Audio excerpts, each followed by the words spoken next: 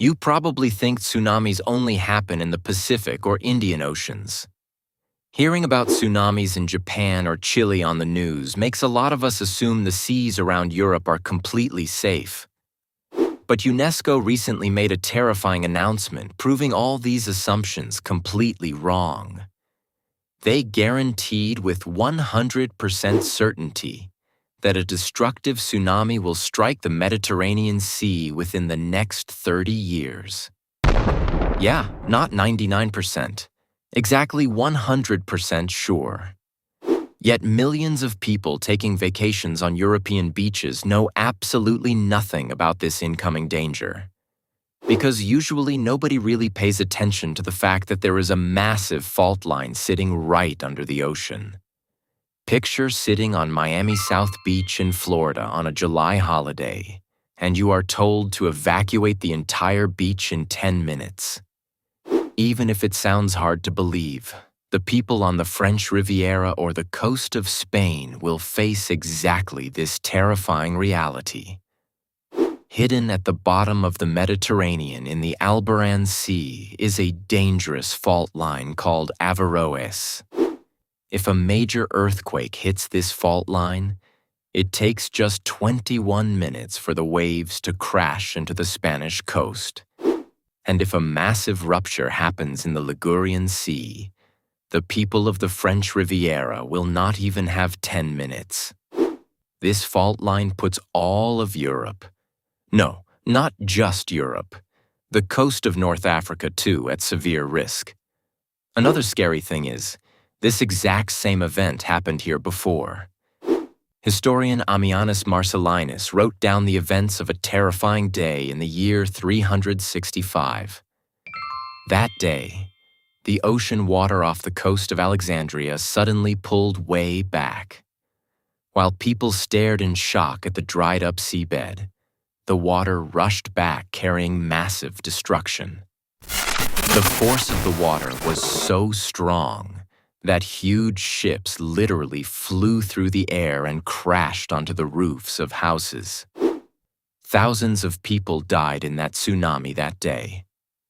A lot of people assumed that maybe the Santorini volcanic eruption from 1600 BC caused this tsunami. But to find out the real truth, scientists had to go deep down to the absolute bottom of the ocean floor. They collected mud cores or samples from two spots called CALA-04 and CALA-05 under the Ionian Sea. Down there, they found a massive layer of mud roughly 25 meters thick. This mud layer, known as a megaturbidite or homogenite, proves that a massive disturbance happened under the sea. Scientists collected a type of fossil called planktonic foraminifera from directly above and below that mud layer. Then, by carbon dating them, they found some really shocking data. They saw that this mud layer is not from the time of the Santorini eruption. It was actually formed sometime right between the years 215 and 530 AD. Which perfectly lines up with that devastating Crete Island earthquake in 365 AD. Carbon dating proved that the massive 8.3 magnitude earthquake was the actual culprit behind this destruction. This earthquake did not just shake the water of the Mediterranean. When the massive tsunami wave hit the steep underwater mountain called the Malta Escarpment, its power multiplied significantly. That impact mixed all the mud and dirt from the sea floor together to create this giant homogenite layer. Using a giant supercomputer called SuperMUC-NG in Munich, Germany, they built a 3D model of those old earthquakes. They used a special software called SciSol.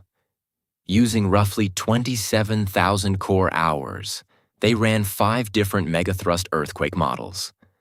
The models were named HE, HM, HW, HEP, and HEA. They wanted to see exactly where an earthquake produces the most destructive tsunami size. Out of these, the HEP model showed the most terrifying results. In this model, scientists factored in the soft sediment on the sea floor, or off-fault plastic deformation. They saw that this soft mud can increase the height of the tsunami wave by almost 50%. The wave size can reach roughly 6.5 meters.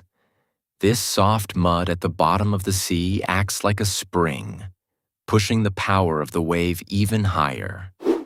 But scientists noticed another weird thing from these supercomputer simulations. When an earthquake happens under the ocean, it is not just the water that moves forward as a wave. The real danger hides somewhere else entirely. Instead, sound waves or acoustic waves also shoot through the water at an intense speed. These sound waves rush through the water at 1,500 meters per second. While the tsunami wave itself only travels at about 80 meters per second.